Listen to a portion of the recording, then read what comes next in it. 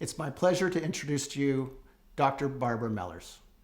Professor Mellers has a joint appointment at the Wharton School in Marketing and at the University of Pennsylvania in Psychology. She's a globally renowned scholar in behavioral decision making. She's been president of the Society for Judgment and Decision Making, and her research is focused on how emotions, perceptions of fairness, and perceptions of risk influence our decision making. When I talked with Barbara, I was very much impressed by how the topics that she introduced were very much aligned with the topics in this course. For example, recognizing when we're on autopilot, noticing our emotions and our decision state, and thinking about how our decisions play into our everyday lives. I think you'll enjoy what she had to say. So, Professor Mellers, Barb, Yes. do you mind if I call you Barb? Not at all. You've spent your lifetime studying cognitive psychology as it has to do with decision making. And I'd like to ask you, how do you feel we should think about making better decisions? Well, I think we need to start with a definition. What exactly do we mean when we say a decision? That turns out to be something that people differ wildly on. I ask my students, for example, how many decisions they've made since they've gotten up today. And I'll get incredibly different answers. Some people will say 3. Some people will say 100. I think the people who are using the big numbers are thinking about decisions as almost everything they do. I think the people who say 100 may be including habits into their decisions. And habits might have been decisions at one point or another, but for lots of habits we're just on autopilot. We don't decide to brush our teeth. I think that was a previous decision that applies on a daily basis. If we're putting habits to the side, and we're talking about things that involve control, things that are important, things that matter. Okay, let me give you an example. My dad recently passed away, and my siblings, my brothers and sisters, are handling his estate. So they're making decisions about what to do, and they made one that struck me as odd. Well, I didn't want to get into a fight with them, so I pushed that away and decided I'd just live with it. Well, a couple of weeks later, I was thinking about something entirely different, and boom, this decision they made came right into my mind and started seriously annoying me. And then I realized, it was important. It was important enough to sit down and write them a letter and tell them what I thought was unfair. So I did, and the response was terrific. I didn't get mad at them. I just told them what I thought could be done as opposed to what they'd done, and they accepted it, and we moved on. So that's a case where I think feelings are important. They're information that we can use to learn about what we value and what we care about. And they require enormous self-control. If I'd just gotten mad at them, the outcome probably wouldn't have been nearly as good. But stopping and using them strategically to think about what I want when everything's said and done turned out to be very helpful. It's very easy to confuse a decision with an outcome. And that, when we have that confusion, it takes away an awful lot of opportunities to learn. If I decide to watch a movie and it's terrible, it's not necessarily a bad decision. If I go on a vacation and it ends up being a disaster, it's not necessarily a bad decision. A bad decision or a good decision refers to the process by which I arrived at that outcome. And that's completely different from the outcome. The outcome's probabilistic. We don't know what will happen with most of our decisions, with many of our decisions. One of the few certainties in life is uncertainty. We usually don't stop and examine what happens when we have good outcomes. Learning opportunities come from bad outcomes. Yeah. So that's a very interesting point that you make, that we learn potentially more from the bad outcomes since they stick in our minds. That seems to be something that also would provoke a bias of some sort. It does. Yes, we focus on things that come readily to mind. That's a common bias that occurs when we're making intuitive decisions. And it's called the availability bias. If I asked you, what's the chance that you'll get into a car accident in the next month? Suppose it's the case that your best friend was in a car accident last month. You'll probably give me a number that's a lot higher than if your best friend hadn't been in a car accident last month.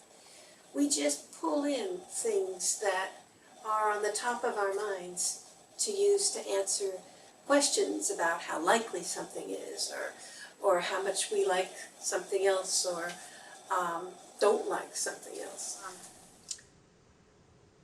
I think knowledge of the availability bias has saved my marriage. If you ask married couples, what is the percentage of effort that they put into, say, chores? What I do when I'm asked that question is to search my mind for chores I've recently done. Dishes, cooking, cleaning, and so forth. And I pile up a great big list. I'm sure my husband does the same thing. And so my answer is 75% of the chores are done by yours truly. And he looks at it and says, 50%. I do 50% of the work around here. And we have a total of 125%. It turns out that if you ask most married couples, how much do they contribute to the chores, work, and so forth around the house, you get an answer that's about 130%. Why is that? Well, we're focusing on what we do. I'm not thinking about all the times you took out the garbage or did the laundry or what have you. I'm thinking about what I did. And knowledge of that, I think, remembering that can help you calm yourself when you're very upset about all the work you do around the house and chores that seem to pile up on your side of the fence. You don't see all the things the other person may be doing. That's right. Like in any work relationship or someone you're working with on a project, you're very aware of the things that you've done today, but you don't have much of a sense of the challenges that they faced and all of the work that they put in. Yeah, it's probably not top of mind, right? Another bias is called the overconfidence bias. And this one, I think, stems from the fact that we like to think well of ourselves. We like to think of ourselves in a positive light. Now, overconfidence means that we overestimate our skills and abilities. So imagine like a simple demonstration of this that's easy to do in a classroom is to give people a true-false test. And let's say there's 10 items. And they're things like general knowledge questions like the U.S. is the only country to have put a man on the moon. Or the calorie content of an apple is about 500.